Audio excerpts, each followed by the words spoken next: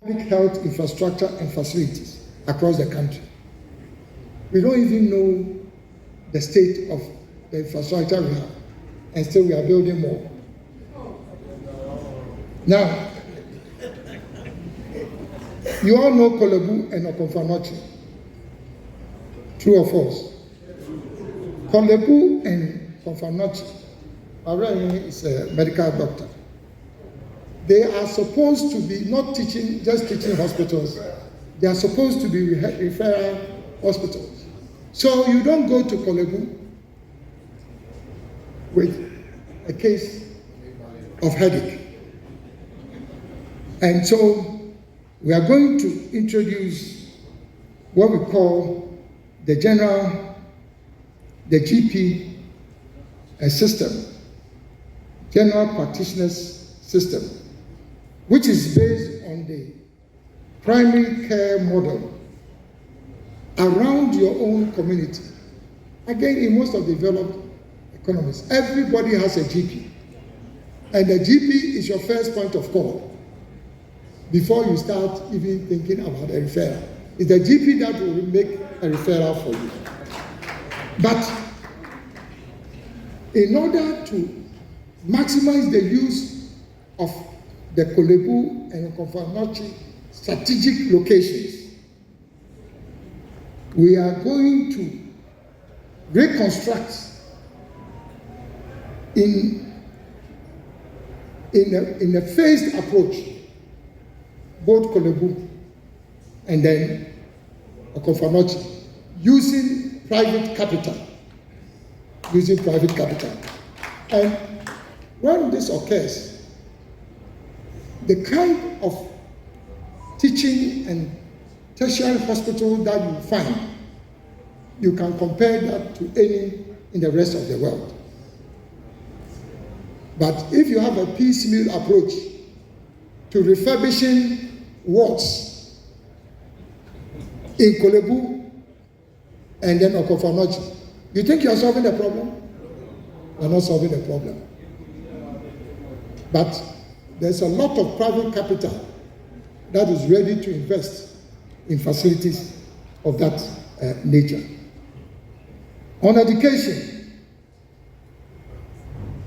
the strategic objective of the GTP is to equip children with knowledge and skills that will make them employable and position them for the world of work. How is it that we are training young people and they come out of school and they don't have access to jobs? So what kind of training were we giving to them? What kind of training were we giving to them? And meanwhile, our manufacturing companies are complaining that they don't have the right kind of staff. Now, we will conduct a comprehensive review of the free SHS program with a view to improving its operationalization, but based on the following. 1, financial sustainability of the program. 2, the infrastructural requirements.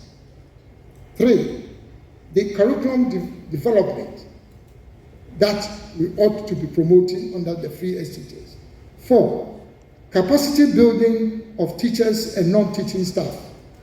And last but not the least, transitioning free SHS graduates who come from the tertiary institutions or who will be going to the tertiary institutions, transitioning them into the field or the world of work. So our review of the free SHS, because there will be no comprehensive review now, it will not be appropriate for me to talk about specific measures. When the review occurs, we'll know what to do with free SHS. Then, institute, listen to this, institute a compulsory certified program of apprenticeship and internship for all SHS students and students from the technical and vocational school graduates. It has to be a compulsory apprenticeship and internship. Many of the young people who come out of school in Europe, in the United States, the reason why they become employable is that either while they are in school or when they come out, they've already had experience of working in a particular industry or the other. And then, last but not the least, we would also introduce a compulsory program for professional attachment in relevant institutions, organizations, and companies for those who are now graduating from the tertiary institutions. So the first one I talked about is for free SHS graduates, and this one is for the tertiary graduates. Now, I'll just make one comment on youth, on the youth. This basically is at the heart of the GDP.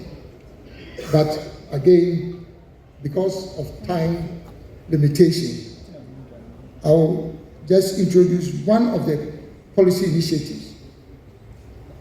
Design and implement a comprehensive national program for graduates of all tertiary institutions to start their own small business with a grant from government under a new program called the Start Your Own Business. There are many high-profile entrepreneurs in this country who have passed through my hands. I won't mention names, but I know what support to entrepreneurs at the early stage can do for our private sector. So, how is it that we are expecting people who are coming out of the tertiary institutions, 300,000 graduating every year, adding to the stock that already exists?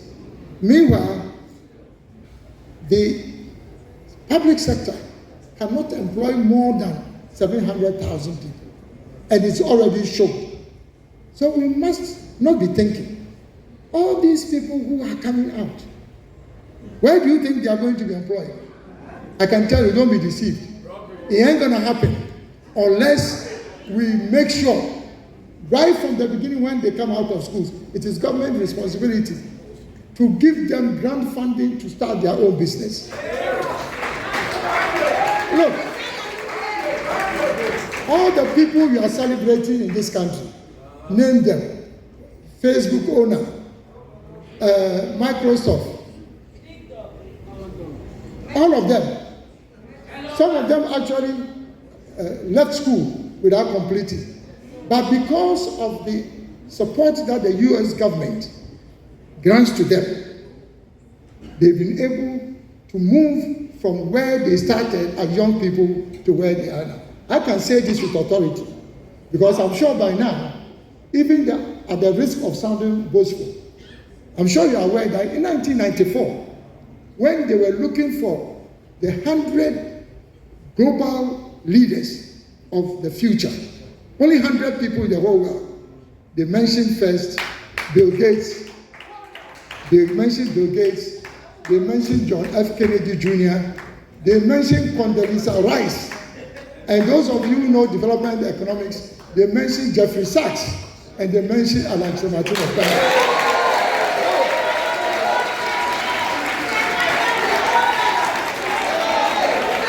So, ladies and gentlemen, I've paid my dues.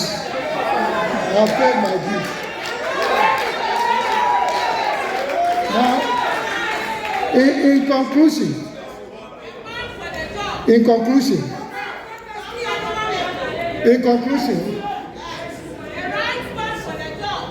conclusion, distinguished ladies and gentlemen, there's a brighter future for Ghana and for all Ghanaians with the adoption and execution of this great transformational plan. I want you gathered here and the people of Ghana to make me the next president of the Republic of Ghana.